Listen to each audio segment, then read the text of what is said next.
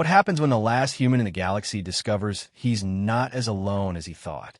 When Captain Marcus Chun believed he was witnessing the final chapter of humanity's story among the cold ruins of dead civilizations, he never imagined that salvation would come in the form of scales, fire, and ancient wisdom. This is the story of how one man's desperate fight for survival became the catalyst for the most unlikely alliance in galactic history, and how sometimes being human means more than just belonging to a species. It means having the courage to trust, to hope, and to stand together against the darkness that threatens to consume everything.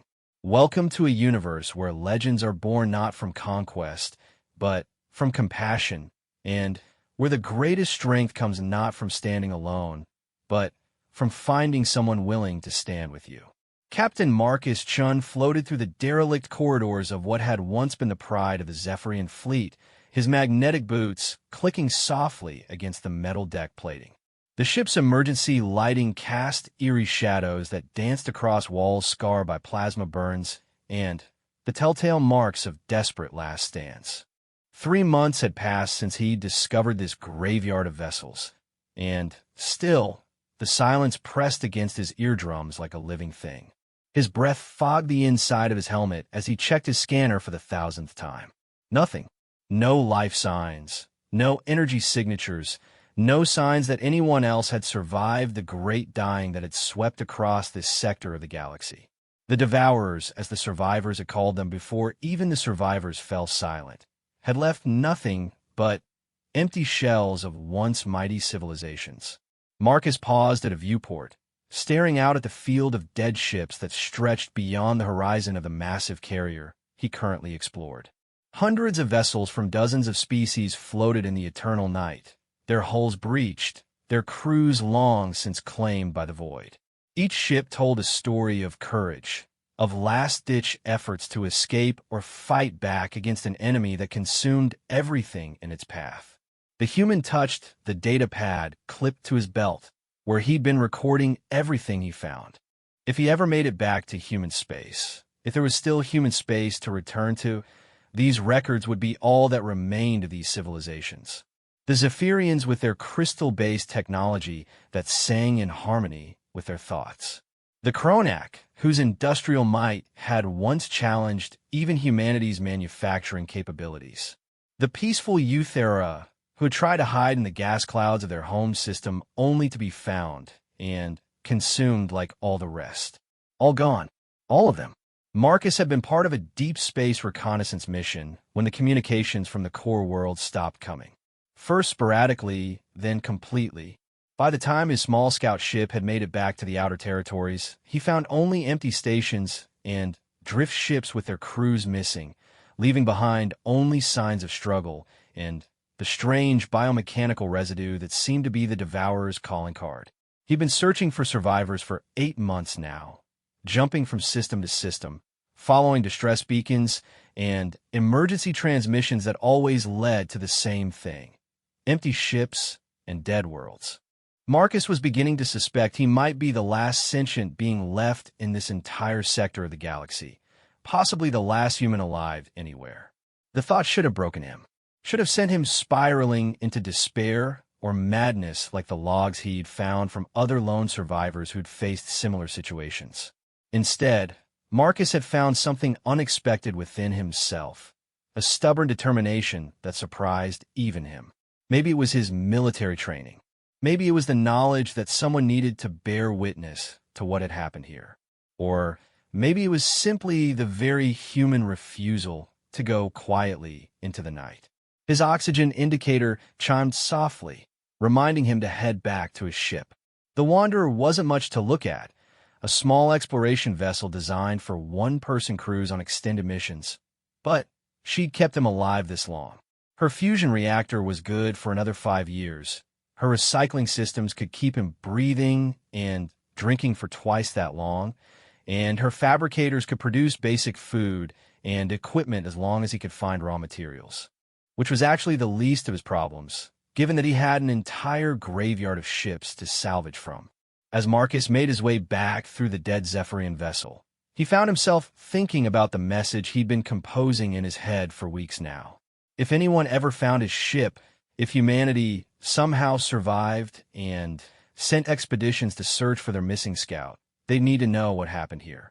They need to understand the scope of the loss, the courage of the beings who had fought and died, and the nature of the enemy they might still face. The Devourers weren't like anything in the databases. They weren't conquerors seeking territory or resources. They weren't driven by ideology or survival needs. They simply consumed, taking the essence of living beings and leaving behind empty shells. Marcus had found evidence of their feeding process on a dozen worlds, and it never got easier to witness the aftermath. He sealed the airlock behind him as he returned to his ship, going through the decontamination routine that had become second nature. The Wanderer's computer, which he'd programmed to respond to his voice commands with a slight Irish accent in honor of his grandfather, greeted him with its customary warmth. "Welcome back, Captain. How was your search today?" "Same as always, Moira," Marcus replied, using the name he'd given the computer's personality. "Dead ships, dead dreams, and more questions than answers. I've completed the analysis of the materials you brought back yesterday," the computer reported as Marcus settled into the pilot's chair. The Zephyrian data crystals contain some fascinating information about their culture and technology, but nothing that might help us understand what happened to them. Marcus nodded, pulling up the star charts on his main display. "What's our next destination looking like?" "I've detected faint energy signatures from the HFY system, approximately 4 days away at maximum burn. It could be automated systems, but there's a pattern to the signals that suggests possible intelligent activity." The human felt a familiar spike of hope, followed immediately by the crushing weight of experience. He'd followed dozens of similar leads, and they'd all ended the same way. But he had to keep trying. The alternative was accepting defeat, and that wasn't something Marcus Chin knew how to do. "Set course for HFY," he ordered. "And, Moira, play something cheerful while we travel. I think I need to remember what optimism sounds like." As the Wanderer powered up her engines and began the journey toward another potentially empty system, Marcus stared out at the field of dead ships one last time. Each vessel represented thousands of lives, entire cultures, and civilizations that had been snuffed out in what appeared to be a matter of months or weeks. The scale of the loss was incomprehensible, the silence deafening. But humans had always been good at fighting impossible odds. Marcus's species had crawled up from the cradle of Earth, survived ice ages and wars and plagues and their own worst impulses. They'd reached for the stars when everyone said it was impossible, had built homes on worlds that tried to kill them, had made friends with alien species that initially saw them as little more than clever animals.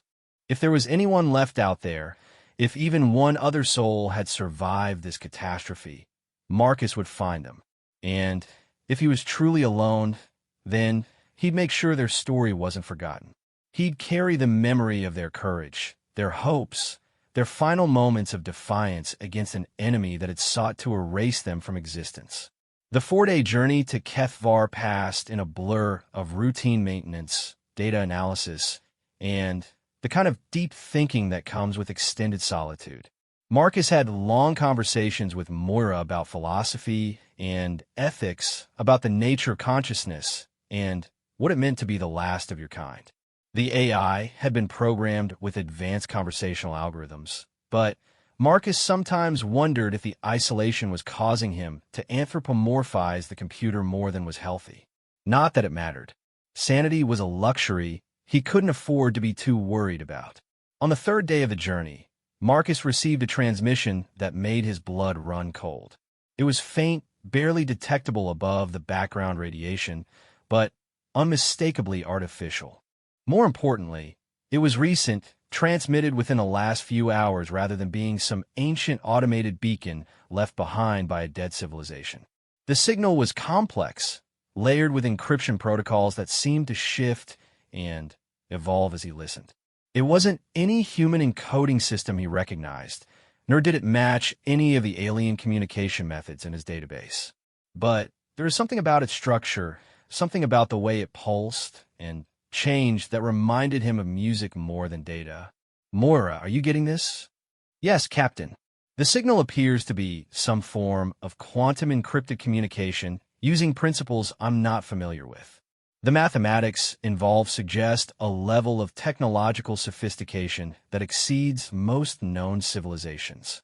Marcus felt his heart pounding. Someone was alive out there. Someone had survived, and they were advanced enough to use communication technology that even his cutting-edge scout ship couldn't fully decode. But were they friend or foe? Had the Devourers developed their own means of communication, or had another species somehow managed to survive the Great Consumption? Can you trace the source? Working on it now. The signal is coming from approximately 2 light hours ahead of us, somewhere in the outer asteroid belt of the HFY system. Captain, I'm detecting multiple energy signatures now. Whatever's out there, it's definitely active. Marcus stared at the display as new contacts began appearing on his sensors. Ships, or at least objects large enough to be ships, moving through the asteroid field with purpose and coordination. After 8 months of silence and death, he was finally about to meet someone else who had survived. The question was whether they'd be glad to see him or consider him a threat. Take us in slow and careful, Marcus ordered, his hand moving instinctively to the weapons console. The Wanderer wasn't a warship, but she had defensive capabilities and a few surprises that had already saved his life more times than he cared to count. And Moira? Start broadcasting our standard first contact protocols. Let them know we're here, we're friendly, and we really, really hope they don't shoot first and ask questions later. As the Wanderer approached the edge of the asteroid field, Marcus caught his first glimpse of what awaited him. The ships were unlike anything in his database, sleek and organic-looking, as if they'd been grown rather than built. They moved through space with a grace that suggested biological rather than mechanical origins, and their hulls seemed to shimmer with an inner light that pulsed in rhythm with the transmissions he'd been receiving. One of the ships broke away from the group and began moving toward him, its approach vector carefully calculated to appear non-threatening while still maintaining tactical advantage. Marcus could appreciate good piloting when he saw it, and whoever was flying that vessel knew exactly what they were doing. Incoming transmission, Moira announced. The encryption is clearing up now. I think they're using our own communication protocols as a base and building from there. The main screen flickered to life, and Marcus found himself face to face with something that took his breath away. It was definitely intelligent, definitely alive, but unlike anything he'd ever imagined. The being had features that seemed almost human in their basic arrangement, but there the similarities ended. Scales caught the light from what appeared to be bioluminescent markings along its neck and forehead, and its eyes held an intelligence that seemed ancient beyond measure. When it spoke, its voice carried harmonics that made the words seem to resonate in his chest as much as his ears. Greetings, lone traveler. I am HFY of the Dragonborn. We have been waiting for you. Marcus blinked, certain he'd misheard. Waiting for me? How could you possibly have been waiting for me? The being's expression shifted in what might have been amusement.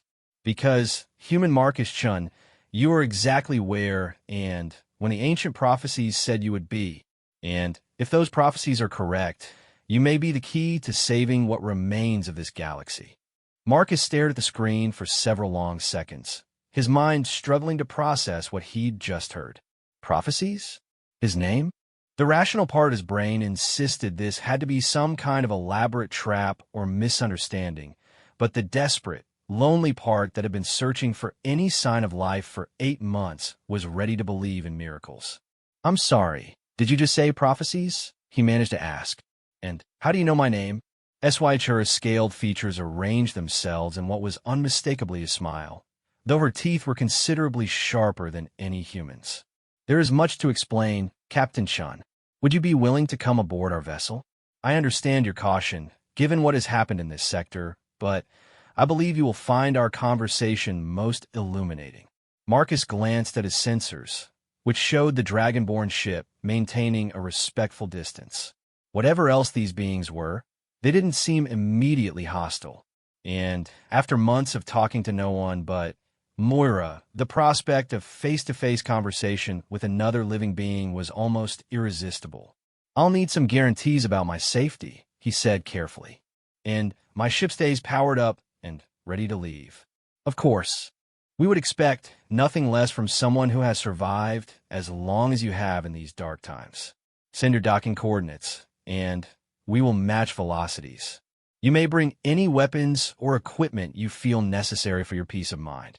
20 minutes later, Marcus found himself walking through an airlock that seemed to have been crafted from living metal, its surfaces flowing and adjusting to accommodate his human physiology. The interior of the Dragonborn ship was unlike anything he'd ever seen, with corridors that curved and branched like the inside of some vast organism, lit by the same bioluminescent patterns he'd seen on HFY's skin. The air smelled of ozone and something floral that reminded him of jasmine, and everything around him hummed with barely contained energy. Marcus kept his sidearm at his hip, but made no move to draw it. These beings had shown no hostility, and if they'd wanted him dead, they could have simply destroyed his ship from a distance. HFY met him at what appeared to be the ship's central chamber, a vast spherical room with a star chart floating in the center that showed the galaxy in stunning detail. But it wasn't the current galaxy Marcus knew. This one was alive with light, showing systems and trade routes, and the movements of countless civilizations in a time when the galaxy had been full of life. "Welcome aboard the Flame of Eternity," HFY said, her voice carrying that same harmonic quality that seemed to resonate in his bones. "I apologize for the dramatic nature of our meeting, but circumstances have not allowed for more conventional introductions." Up close, Marcus could see that HFY was tall, probably 7 feet in height, with a build that suggested both strength and grace. Her scales shifted color subtly in the light, from deep green to gold to something that looked almost like starlight. When she moved, it was with a fluid precision that spoke of long experience with her own capabilities.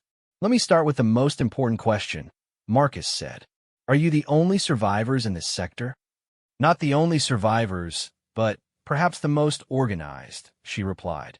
"We have gathered what refugees we could find, but our numbers are small. Most who escaped the Devourers fled toward the galactic rim, hoping to outrun the spreading darkness. We chose to stay and fight." "Fight!" Marcus looked around the chamber, noting what appeared to be tactical displays built into the organic walls. "You're actually fighting these things?" "I found no evidence that anyone had even slowed them down." HFY's expression darkened. "We have had limited success, and at great cost. The Devourers are unlike any enemy we have faced in the long history of our people. They consume not just flesh and energy, but the very essence of life itself. Each being they take makes them stronger, while their victims become empty shells, neither alive nor truly dead." Marcus pulled out his datapad and showed her some of the recordings he'd made from the dead worlds. "I've been documenting what I found. The aftermath of their feeding, the way they strip planets bare of life while leaving infrastructure intact. I couldn't figure out why they didn't just destroy everything." "Because destruction is wasteful," HFY said, her voice heavy with bitter knowledge. "They preserve what might be useful and consume only what feeds their hunger. We believe they're building something with what they take, though we have not yet discovered what." The Dragonborn gestured to the star chart, which shifted to show the current state of the galaxy. Vast swaths of space now showed as dark zones, empty of the life energy that had once made them shine. The pattern of consumption was clear. The Devourers had started in the galactic core and were working their way outward in an expanding sphere of death. "This is why you are important, Captain Chun," HFY continued. "The prophecies of our ancient seers spoke of a time when darkness would consume the galaxy, and of an alliance between the Dragonborn and the humans that would either save all life or ensure its final destruction." Marcus studied the display, his tactical mind automatically calculating vectors and timelines. How long do we have before they reach the outer rim worlds? At their current rate of expansion, perhaps 2 years, possibly 3 if they encounter significant resistance. But that assumes they maintain their current methodology. If they learn to move faster or consume more efficiently. She let the implications hang in the air. And your prophecies think I can help stop this somehow. Marcus couldn't keep the skepticism out of his voice. I'm just one man with a scout ship. I'm not some legendary hero or chosen one. As HFY moved closer to the star chart, and Marcus could see the patterns of light playing across her scales more clearly. The prophecies speak not of a single hero, but of the unique qualities that humans bring to any conflict. Your species has a reputation throughout the galaxy, Captain Shin. You are known for your refusal to surrender, your ability to find solutions where others see only problems, and your willingness to sacrifice for strangers. Pretty words, Marcus said, but I've seen what these devourers can do. Raw determination isn't going to be enough against something that can strip the life from entire star systems. Perhaps not, HFY agreed. But determination combined with human ingenuity and dragonborn knowledge might be something entirely different. Come, let me show you what we have learned. She led him to another part of the chamber where the walls displayed detailed schematics and biological diagrams. Marcus recognized some of the structures as being similar to what he'd found in Devourer residue, but these showed the organisms in detail he'd never seen before.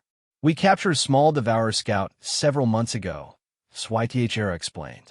The cost was enormous, 3 of our ships and nearly 100 crew members, but we learned much. The Devourers are not natural organisms. They are constructed, engineered for their specific purpose by an intelligence that remains hidden from us. Marcus leaned closer to the displays, his engineer's background allowing him to understand some of what he was seeing. These neural pathways, they're artificial, and these energy distribution networks look almost mechanical. Precisely. Someone or something created these beings as weapons, as tools for consuming life on a galactic scale. But every tool has weaknesses. Every created thing has flaws that its creator might not anticipate. And you think humans might be able to find those flaws? HFY's smile was sharp and predatory. I think humans have a talent for breaking things that others consider unbreakable. Your species has a history of finding unexpected solutions to impossible problems. You make weapons from farming tools and turn defensive positions into launching points for attacks. You adapt faster than any species we have encountered. Marcus considered this, thinking about the dozens of dead civilizations he'd cataloged over the past months. Each one had been advanced in its own way. Each had fought according to its nature and capabilities. And each had fallen to the same enemy. What makes you think an alliance between our species would be any different? He asked. Because alone, we are each too rigid in our thinking, HFY said. The Dragonborn are ancient and wise, but we think in terms of centuries and millennia. Our strategies are complex and patient, suited to enemies who fight with conventional methods. Humans think in terms of moments and years, adapting constantly and striking where others would not think to look. She gestured to another display that showed tactical analyses of various battles against the Devourers. Every civilization that fell fought them as they would fight any enemy, using established tactics and recognized strategies. All failed. But your species has a saying, does it not? If it's stupid, but it works, it's not stupid. Marcus couldn't help but smile at that. We do tend to prefer solutions that work over solutions that look impressive. The Dragonborn have resources, HFY continued. We have ships that can survive in environments that would destroy most vessels, weapons powered by stellar cores, and knowledge gathered over millions of years. But we think like dragons, powerful and proud, and sometimes too certain of our own superiority. We need partners who think like humans, practical, adaptable, and completely willing to try things that more dignified species would consider beneath them. As if summoned by her words, the chamber filled with other dragonborn, each one unique in coloring and scale pattern, but all sharing the same predatory grace and ancient intelligence. Marcus found himself the center of attention for a dozen beings who could probably tear him apart without effort, and fought the urge to reach for his weapon. Captain Chun, Svetitra, said formally, allow me to present the Council of Flames.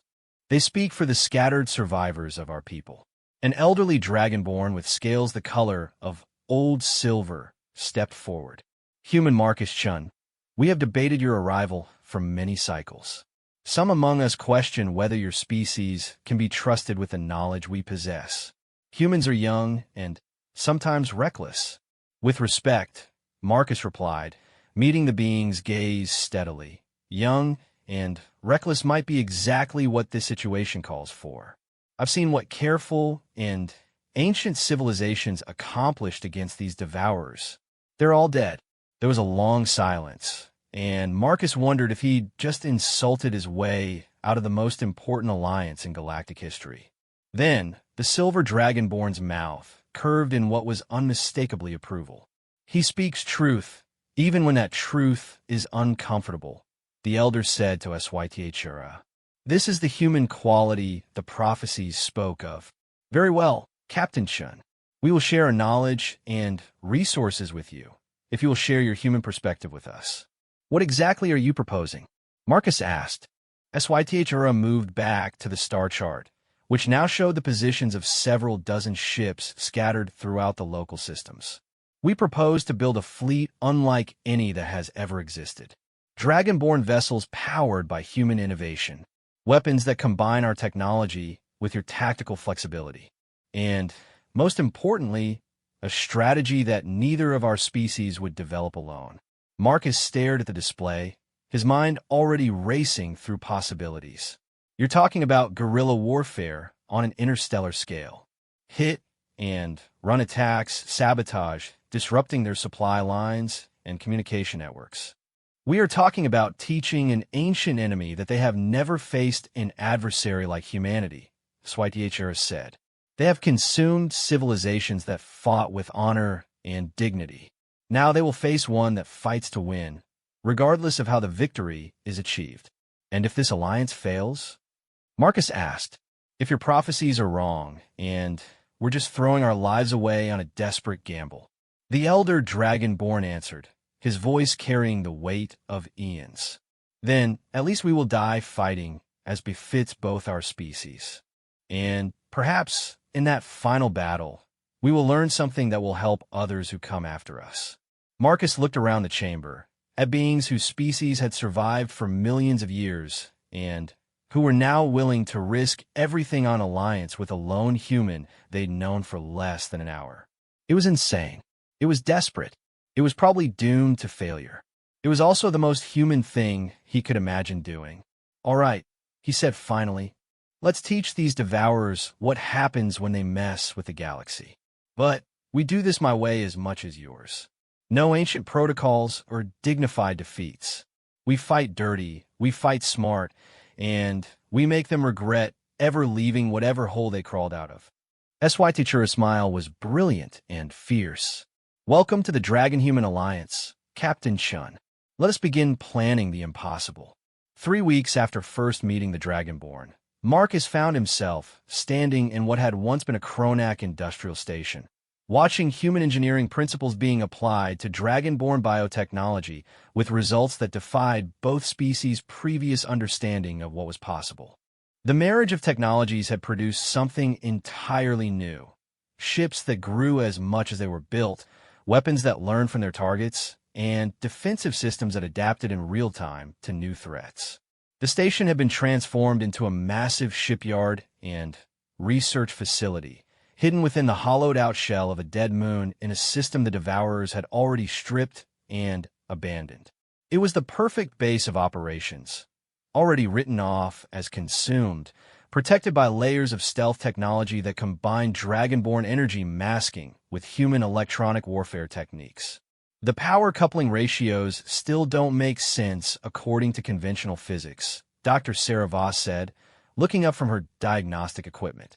She was one of 6 other human survivors the Dragonborn had managed to locate and rescue over the past weeks, each one found drifting in the ruins of their former lives. A quantum physicist who had been studying exotic matter when the Devourers reached her research station. Sarah had adapted to their new circumstances with the same practical flexibility that seemed to define humanity's approach to the universe.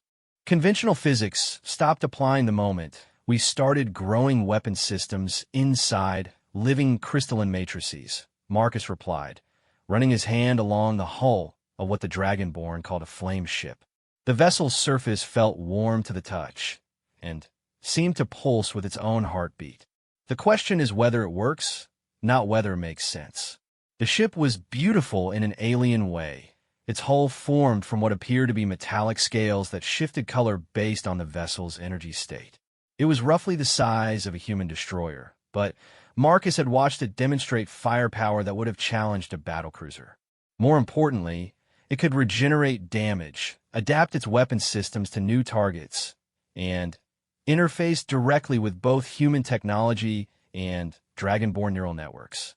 The first field test is scheduled for tomorrow, Swytiechera announced as she approached their group. Over the weeks of working together, Marcus had come to appreciate both her tactical brilliance and her willingness to consider ideas that more traditional military minds would have dismissed as insane.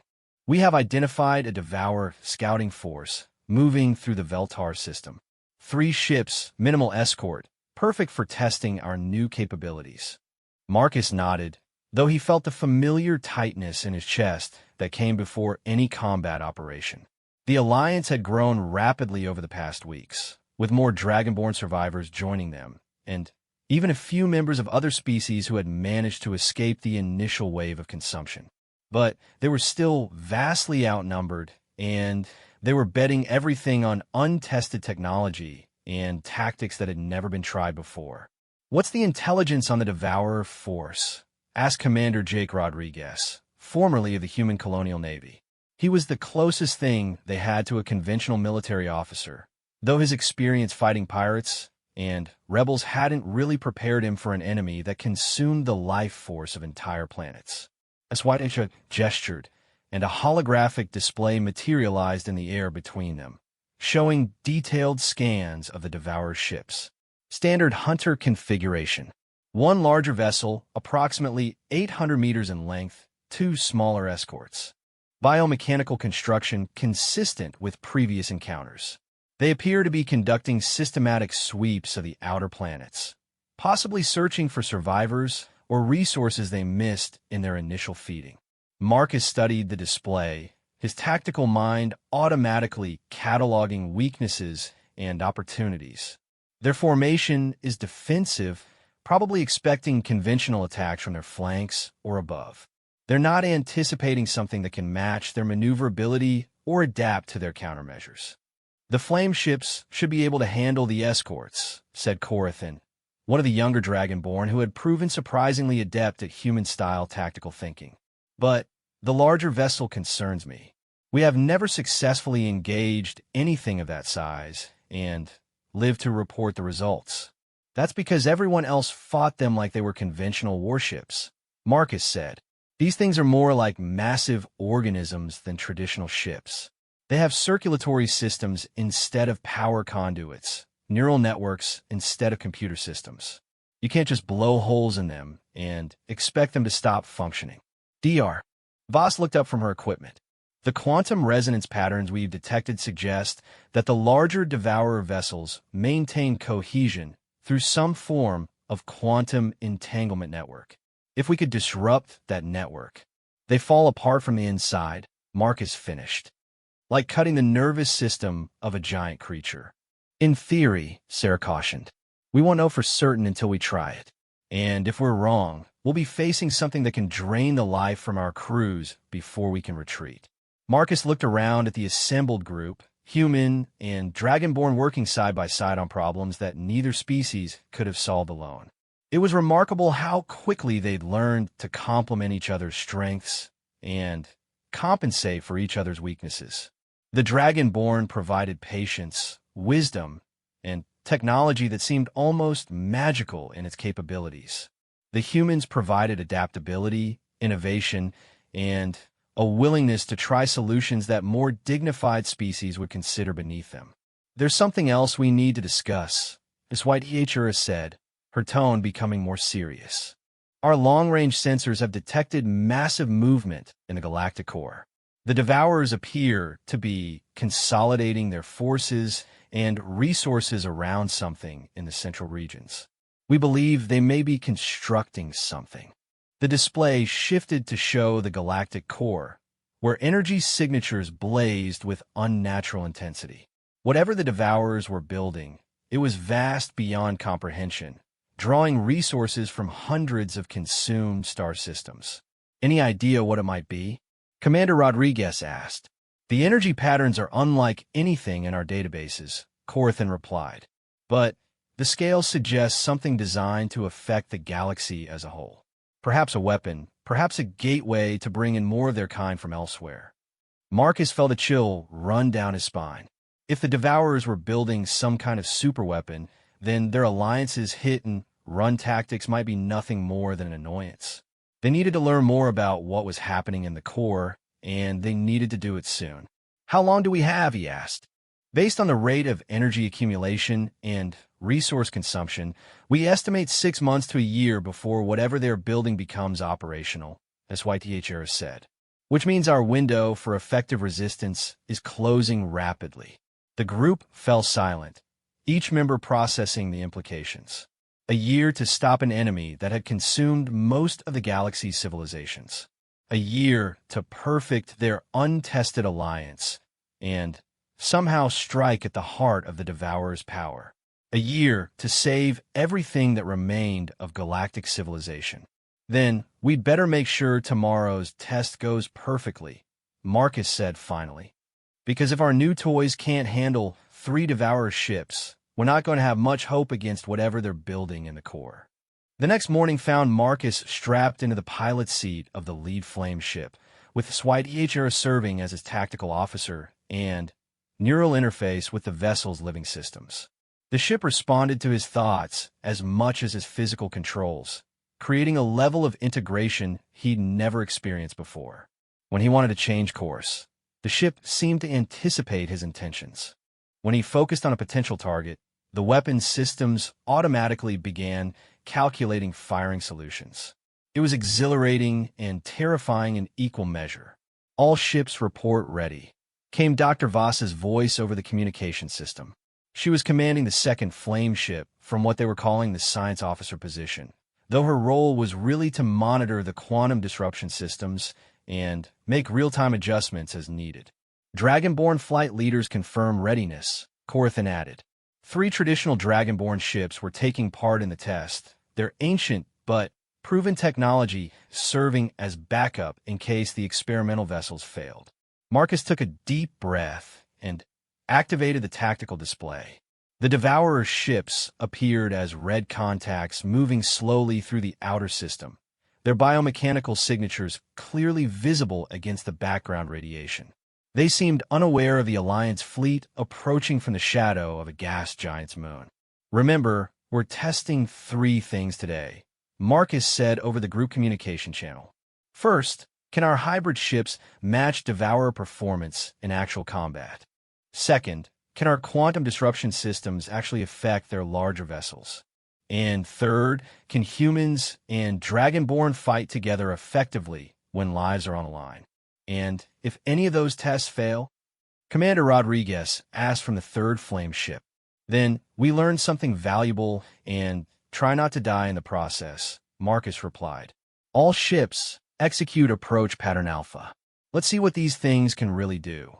The flame ships moved with fluid grace that belied their size and firepower, their adaptive hulls shifting configuration to optimize for stealth and maneuverability.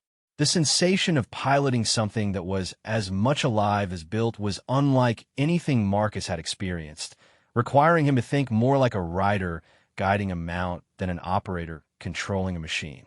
As they closed a weapon's range, the lead Devourer ship suddenly changed course, its sensors apparently detecting something despite their stealth systems. The creature moved with predatory awareness, turning to face the approaching Alliance fleet with weapons systems beginning to glow with contained energy. "Contact," HFY announced, her voice carrying harmonics that indicated she was interfacing directly with the ship's targeting systems. "The enemy has detected our approach. All ships, weapons free."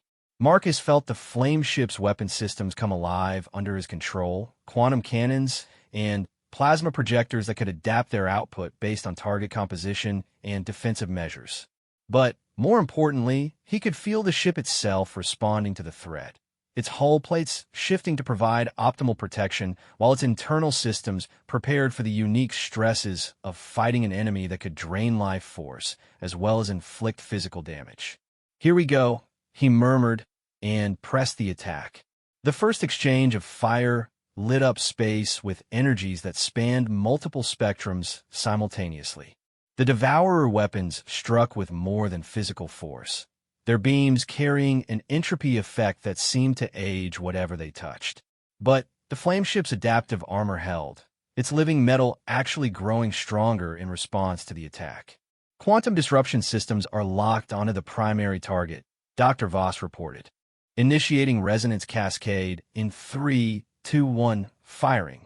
A beam of twisted space-time lanced out from her ship, striking the larger Devourer vessel amidships. For a moment, nothing seemed to happen. Then, the creature began to convulse, its biomechanical systems fighting against the quantum interference that was disrupting the neural networks holding it together. "It's working," HFY said, her voice filled with fierce satisfaction. "The creature is losing cohesion. All ships, concentrate fire on the primary target while it's vulnerable." The combined firepower of the Alliance fleet focused on the struggling Devourer, but Marcus noticed something troubling. The two escort vessels weren't trying to defend their larger companion. Instead, they were moving to attack positions, their biomechanical systems adapting in real time to the new threat the Alliance represented. "They're learning," he realized with growing alarm. "The escorts are analyzing our tactics and adapting their own systems to counter them. This isn't just instinct, there's real intelligence coordinating their response." As if to prove his point, the Devourer escorts launched an attack that specifically targeted the flame ship's adaptive systems, using weapons that shifted frequency and composition faster than the living hulls could respond. Suddenly, the Alliance's technological advantage was turning into a liability. "All ships, break formation and engage independently," Marcus ordered. "Don't let them analyze our patterns. Stay unpredictable and make them adapt to us instead of the other way around." What followed was unlike any space battle in recorded history, a three-dimensional chess match where each move prompted immediate adaptation from both sides. But gradually, Marcus began to see something that gave him hope. The Devourers were learning, but they were learning how to fight the Dragonborn and how to fight humans. They weren't learning how to fight the alliance of both species working together. "SYTHERA, can you interface with the other flame ships directly?" "Yes, but the connection will leave us vulnerable to neural feedback if they target our communication systems." "Do it anyway. We need to coordinate our attacks in a way they can't predict or adapt to." The moment the Dragonborn Tactical Network came online, Marcus felt his awareness expand to encompass all three flame ships simultaneously. He could feel Dr. Voss's analytical precision, Commander Rodriguez's tactical experience, and the alien but familiar thought patterns of their Dragonborn partners. Together, they began to fight not as individual ships, but as a single entity with multiple bodies. The Devourer's adaptation systems, sophisticated as they were, couldn't cope with an enemy that changed tactics faster than they could analyze. Every time the biomechanical ships began to counter one approach, the Alliance fleet had already shifted to something completely different. The primary Devourer vessel finally succumbed to the quantum disruption, its massive form breaking apart into component biomechanical units that drifted lifeless through space. The escorts, deprived of whatever coordination the larger ship had provided, fought with diminishing effectiveness until they too were destroyed. As the Alliance fleet regrouped to survey the debris, Marcus felt a sense of cautious optimism. They had proven that the Devourers could be beaten, that their adaptation systems had limits, and that humans and Dragonborn could fight together as effectively as they had hoped. But he also knew that this was just the beginning. If 3 Devourer ships had put up this much resistance, what would they face when they attempted to strike at the heart of the enemy's power in the galactic core? All ships, return to base, he ordered. We've got work to do. 2 months after their first successful engagement with the Devourers, the Alliance had grown beyond anything Marcus could have imagined. The hidden base now housed over 300 survivors from a dozen species, each bringing their own expertise and perspectives to the growing resistance movement. Refugees continued to arrive daily, guided by carefully encrypted communications networks that had spread throughout the surviving pockets of galactic civilization. Marcus stood in the expanded command center, watching as tactical displays showed the positions of Alliance cells throughout the Outer Rim territories. What had started as a desperate partnership between humans and Dragonborn had evolved into something approaching a real military force, with organized supply lines, intelligence networks, and coordinated strike capabilities. The latest raids have been remarkably successful, reported Admiral Corvain, a Zephyr naval officer who had managed to escape the destruction of his homeworld with a small fleet of survivors. His crystalline features reflected the light from the tactical displays as he highlighted recent operations. 7 Devourer supply convoys destroyed, 3 forward bases eliminated, and an entire scouting group driven back to the core territories. More importantly, added Dr. Voss, who had become the Alliance's chief researcher and technology coordinator, were started to understand how their logistics work. The Devourers aren't just mindless consumers. They have a sophisticated supply chain that funnels resources and captured life essence back toward whatever they're building in the galactic core.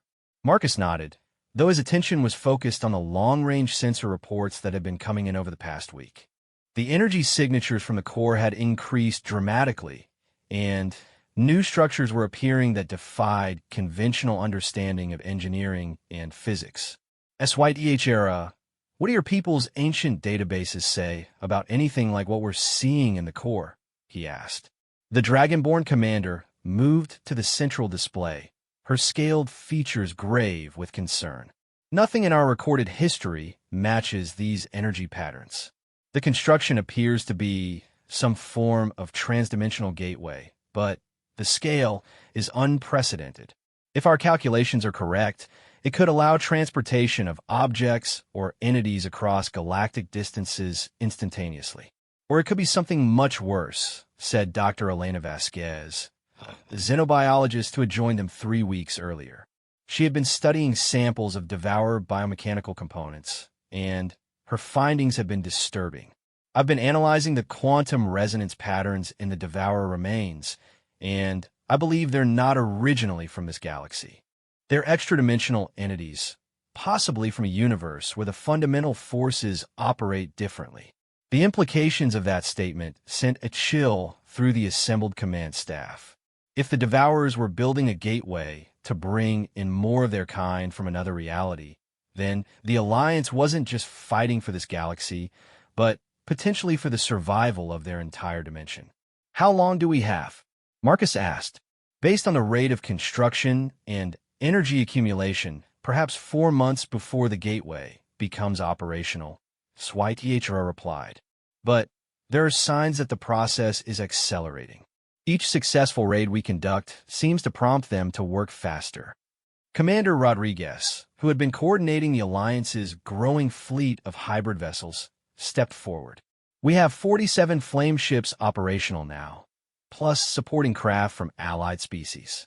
But even with our advantages, that's not enough to penetrate the defenses around the galactic core. Intelligence reports show thousands of Devourer ships in defensive positions, plus orbital installations that dwarf anything we've encountered. Marcus studied the tactical projections, his mind racing through possibilities and probabilities. A direct assault would be suicide, but Allowing the gateway to become operational might mean the end of everything. They needed a strategy that played to their strengths while avoiding the enemy's overwhelming numerical advantage.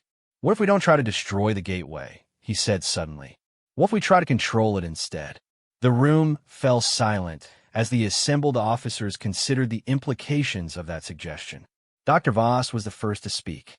"The technological requirements would be enormous. We need to understand transdimensional physics, quantum gate mechanics, and whatever exotic technologies the Devourers are using. Even with our combined knowledge, the mathematics alone could take years to work out. Unless we had help from the original builders," Marcus said. "Dr. Vasquez, you said the Devourers are extra-dimensional entities, but they're using this gateway technology, which suggests they didn't invent it. Someone else did." Elena's eyes widened as she understood the implication. "You think there might be survivors from whatever civilization originally created the gateway technology, beings who have been fighting the Devourers in their home dimension?" "It's possible," Aswitijara said slowly. "The ancient dragon-born legends speak of times when the boundaries between realities were thinner, when beings from other dimensions occasionally appeared in our space. If such entities exist, and if they oppose the Devourers, then we might have allies we didn't know about," Marcus finished. "The question is how to make contact with them." Admiral Corvain's crystalline features pulsed with thought patterns. "The Zephyrian harmonic resonance technologies might be applicable. If we could modulate our communications to cross-dimensional boundaries, we might be able to send messages to any intelligence that exists in the Devourer's home reality." "It's worth trying," Marcus said, "but we can't put all our hopes on potential allies we've never met. We need backup plans, multiple approaches to the problem." Over the following weeks, the Alliance threw itself into preparation for what everyone understood would be their final operation. The Harmonic Communication Project showed promise, with strange signals being detected that seemed to respond to their transmissions. Dr. Voss and her team worked around the clock to analyze the gateway technology from captured Devourer components, while the military commanders planned increasingly complex scenarios for penetrating the core defenses. Meanwhile, Marcus found himself dealing with the psychological pressures of leading an alliance that included beings whose thought processes were fundamentally alien to human understanding. The Dragonborn thought in terms of millennia and cosmic cycles. The Zephyrians approached problems through harmonic mathematics that treated the universe as a vast musical composition. The other survivor species each brought their own perspectives and assumptions. Somehow, it had become the focal point that allowed all these different viewpoints to work together. It was exhausting, exhilarating, and occasionally terrifying. "You're pushing yourself too hard," Aswitijara observed during one of their regular strategy sessions. "When did you last rest for more than a few hours?" Marcus looked up from the tactical projections he'd been studying, realizing that he couldn't actually remember the last time he'd slept properly. "When this is over, when we've either won or we're all dead. Until then, there's too much to do. A burned-out leader is of no use to anyone," she replied gently. "And, more importantly, the human perspective that makes this alliance possible requires that you maintain your human nature. If you become nothing but duty and determination, we lose the very qualities that make humanity special." Marcus considered that, remembering the months he'd spent alone among the ruins of dead civilizations. The loneliness and despair he'd felt then seemed almost trivial compared to the weight of responsibility he carried now. But Aswitijara was right. If he lost sight of what made him human, he might win the war, but lose everything that made victory worthwhile. "You're right," he admitted. "But there's something I need to show you first. Something I've been working on that might change everything." He led her to a secure research bay where he'd been collaborating with Dr. Voss on a project that combined human engineering with dragonborn biotechnology in ways that pushed the boundaries of both species' understanding. The result was something that looked more like a work of art than a weapon. A ship that seemed to be made of crystallized starlight, its hull flowing and shifting like a living thing. "What is it?" Aswitijara asked, her voice filled with wonder. "We're calling it the Unity," Marcus replied. It's not just a ship, it's a living interface between our species. When a human and dragonborn crew work together through its neural networks, they don't just coordinate their actions, they literally think as one entity.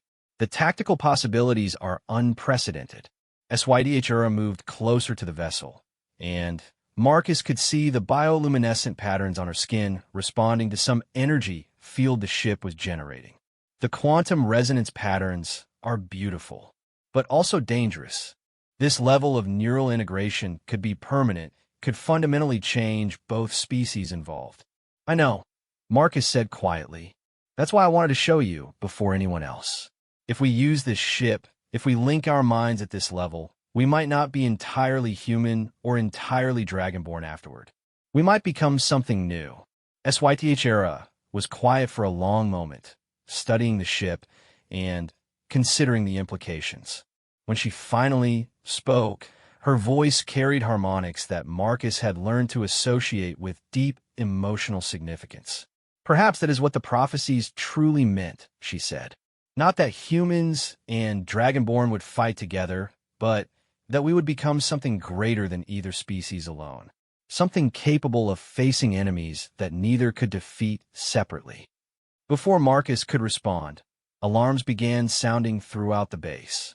Emergency lights bathed everything in red as the communications systems crackled with urgent reports from the outer sensor networks. All senior staff to the command center immediately. Admiral Corvain's voice echoed through the facility. We have massive energy spikes from the galactic core. The Devourer Gateway appears to be activating ahead of schedule. Marcus and SYTHR rushed to the command center, where they found controlled chaos as technicians and officers tried to process the flood of data coming from their long-range sensors. The tactical displays showed energy readings that were literally off the scale, with quantum distortions spreading outward from the core, like ripples in space-time itself. Talk to me, Marcus demanded as he reached the central command station. The gateway is powering up, Dr. Voss reported, her voice tight with controlled panic. But it's not just activating, it's growing. The structure is expanding beyond the dimensions we calculated, and the energy output is increasing exponentially. How long do we have? SYTHRA asked. At this rate of acceleration, perhaps 72 hours before full activation, Admiral Corvain replied. But the quantum distortions are already affecting local space. FTL travel is becoming increasingly unreliable in the core sectors. Marcus stared at the display, watching as the galaxy itself seemed to convulse around the growing gateway. Everything they had planned, all their careful preparations, had just become irrelevant. They were out of time. All Alliance cells, this is command, he announced over the General Communication Network. Operation Endgame is now in effect. All units converge on Rally Point 7 for immediate deployment to the galactic core. This is not a drill. Repeat, this is not a drill. As the command center erupted into coordinated activity, Marcus felt the weight of the moment settling on his shoulders. In 72 hours, they would either save the galaxy or die trying. There would be no second chances, no opportunity to regroup and try again. It was time to find out what humans and Dragonborn could accomplish together when everything they cared about was at stake. The combined Alliance fleet hung in space at the edge of the galactic core, a small constellation of lights facing an enemy force that stretched beyond the horizon of any single viewpoint. Marcus stood on the bridge of the Unity, feeling the ship's neural networks reaching out to connect with both SYTHRA beside him and every other crew member aboard the hybrid vessels of their fleet. The sensation was unlike anything he had experienced before. 47 ships functioning as a single organism, human adaptability merged seamlessly with dragonborn wisdom and the unique capabilities of their allied species. Through the shared tactical network, Marcus could perceive the full scope of what they faced. The Devourer defensive perimeter consisted of thousands of biomechanical ships arranged in overlapping fields of fire that would annihilate any conventional assault force within minutes. Behind them, Orbital installations the size of moons bristled with weapons that could crack planets. And at the center of it all, the gateway itself, a structure that had grown beyond all previous calculations, now spanning several light minutes and radiating energies that were actively warping local space-time. Final systems, check complete, reported Dr. Voss through the neural link. Her consciousness felt analytical and precise, focused on the quantum disruption systems that represented their best hope of affecting the gateway's operation. All flame ships report full integration with Unity Network. Allied forces acknowledge readiness, added Admiral Corvain, his crystalline thought patterns bringing mathematical harmony to the tactical calculations flowing through their shared awareness. Zephyrian harmonic resonance arrays are detecting response patterns from beyond the gateway. The entities we've been communicating with are attempting to assist, but their ability to affect our reality remains limited. Marcus felt HFY Tachura's presence in his mind, her ancient patience and predatory focus adding depth and perspective to his human urgency and adaptability. Together, they were more than the sum of their parts, capable of processing tactical information and making decisions at speeds that would have been impossible for either species alone. But even with all their advantages, the mathematics of the situation remained stark. They were outnumbered 1,000 to 1, facing an enemy that had consumed most of the galaxy's civilizations. Their only hope lay in the desperate plan they had developed during the 70-hour journey to the core. Instead of trying to destroy the gateway, they would attempt to seize control of it and turn the Devourer's own weapon against them. Initiate Operation Singularity, Marcus commanded through the neural network. All units, execute approach pattern Omega. Remember, we only get one chance at this. The Alliance fleet moved forward as a single entity, their ships flowing through space with coordination that seemed almost telepathic. The lead elements consisted of fast attack vessels crewed by volunteers from various species, their mission to draw the attention of the outer defensive perimeter while the main force penetrated deeper into the core zone. The Devourers responded exactly as predicted, their biomechanical ships moving to intercept the apparent assault with overwhelming force. But as thousands of enemy vessels converged on the diversionary attack, the Unity and her escort of flame ships slipped through gaps in the defensive network, using stealth systems that combined multiple technological approaches into something the Devourers had never encountered before. Through the shared consciousness of the neural network, Marcus experienced the battle from dozens of perspectives simultaneously. He felt the courage of human pilots pushing their ships beyond safe operational limits, the ancient determination of dragonborn warriors engaging enemies that had consumed their homeworlds, and the desperate hope of refugee crews fighting for the memory of everything they had lost.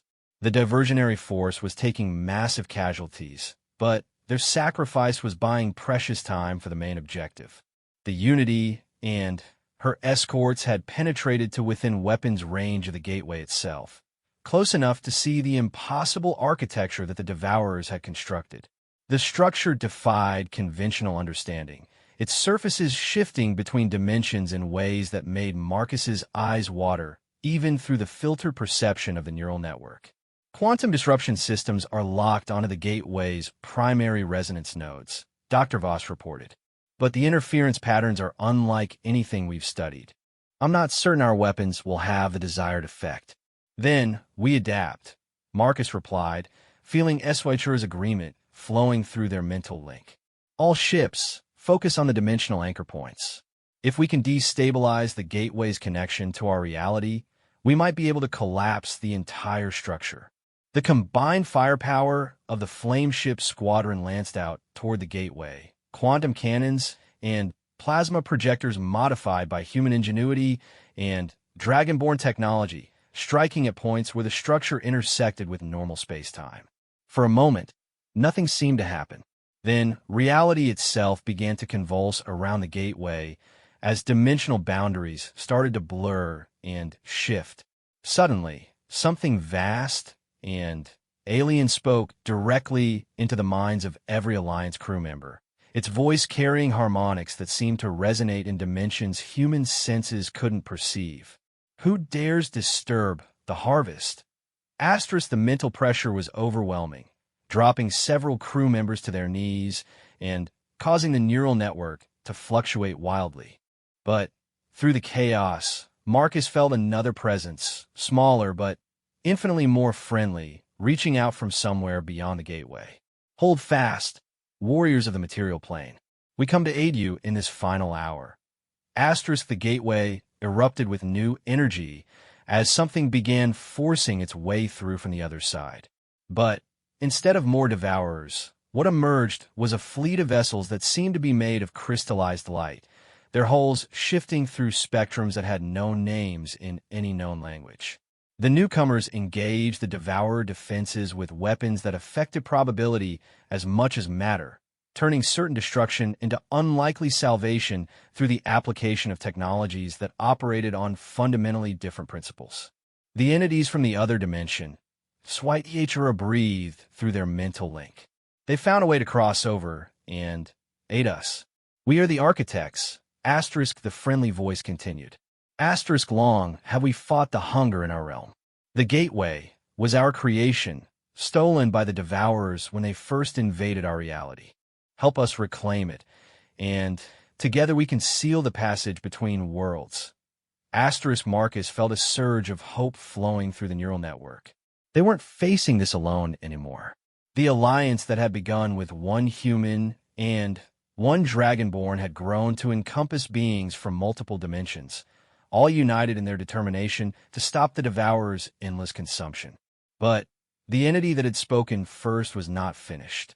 Asterisk, insects, your resistance is futile. We have consumed countless realities.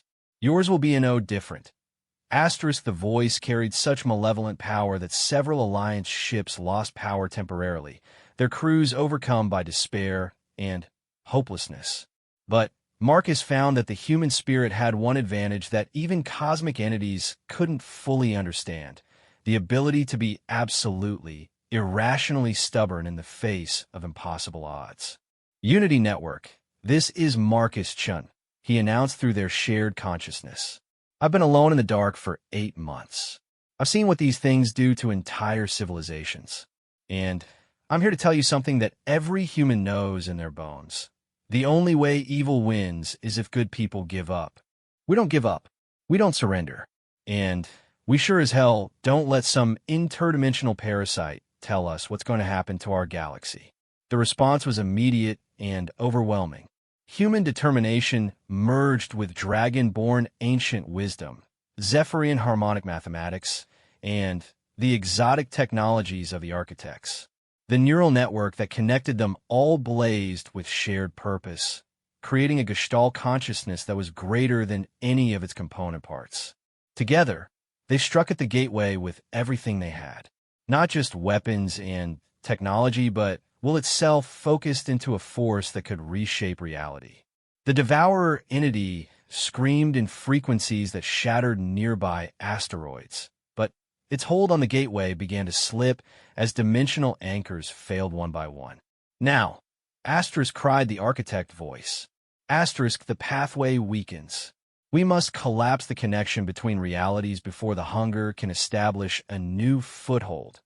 Asterisk, Marcus felt HFY's presence merge even more deeply with his own consciousness, their human dragonborn hybrid awareness becoming the focal point for the Alliance's final assault. Through their combined will, they reached out to every ship, every crew member, every being who had chosen to stand against the darkness. What followed was not just a battle, but a fundamental assertion of the right to exist, to hope, to build something better than what came before. The gateway structure began to collapse in on itself, its impossible architecture failing as the laws of physics reasserted themselves. The devourer entity's screams grew fainter as the dimensional connection severed, cutting off its access to their reality. The explosion when the gateway finally collapsed was visible from dozens of light years away, a burst of liberated energy that briefly outshone the galactic core. When the light faded, the Devourer fleet found itself cut off from whatever force had been coordinating their actions. Without the guiding intelligence of their interdimensional masters, The biomechanical ships began to lose cohesion, their artificial life force failing as the quantum networks that sustained them went dark. In the aftermath, as Alliance ships moved through the wreckage to rescue survivors and secure the area, Marcus found himself standing on the bridge of the Unity, still connected to HFY through the neural link they had forged. The sensation of thinking as two beings in one mind had become so natural that he wondered if they would ever be able to separate completely. The architect's ships are withdrawing back to their own dimension, HFY reported, her mental voice carrying exhaustion and relief in equal measure. But they've left us something. On the main display, a data crystal materialized, composed of the same crystallized light as the architect vessels. When Dr. Voss scanned it, her eyes widened with wonder. "It's a complete technological database," she announced. "Scientific principles we've never imagined, technologies that could reshape our understanding of the universe, and construction blueprints for permanent dimensional barriers. We could seal our reality against future invasions." Marcus looked out at the slowly dispersing wreckage of the Devourer fleet, thinking about the long road ahead. The galaxy would need to be rebuilt, refugees would need new homes, and entire civilizations would have to be reconstructed from whatever survivors remained. It would take generations, possibly centuries. But they had time now. They had hope. And they had proof that beings from across the galaxy and beyond could work together when everything they cherished was at stake. All Alliance vessels. "This is Unity Command," he broadcast to the fleet. "Phase 1 of our mission is complete. The gateway is destroyed, the Devourer threat has been neutralized, and our dimensional space is secure. But our work is just beginning. We have a galaxy to rebuild, and we're going to do it together." Through the neural network, Marcus felt the agreement of hundreds of beings from dozens of species, their thoughts harmonizing in ways that transcended language or culture. The alliance that had begun with a prophecy and grown through desperate necessity had become something unprecedented, a truly galactic community based on mutual cooperation rather than conquest. As the Unity turned toward the long journey home, Marcus realized that his months of isolation among the ruins of dead civilizations had taught him something important. Loneliness and despair weren't the default state of the universe. Connection, hope, and the willingness to stand together against the darkness were just as fundamental to reality as entropy and decay. The galaxy was wounded, but it would heal. Civilizations were lost, but new ones would rise. And when future threats emerged from whatever dark corners of the cosmos they inhabited, they would find not scattered, vulnerable species, but a united community ready to defend everything they had built together. The age of isolation was over. The age of alliance had begun. Many years later, when historians of a dozen species would record the events that came to be known as the War of Dimensional Gates, they would struggle to explain how a single human scout ship and a group of dragon-born survivors had managed to coordinate the defense of an entire galaxy. The truth, as Marcus and HFY would tell their students at the New Galactic Academy, was simpler than anyone wanted to believe. Sometimes the most powerful force in the universe is simply refusing to give up hope, especially when you're not facing the darkness alone. Asterisk.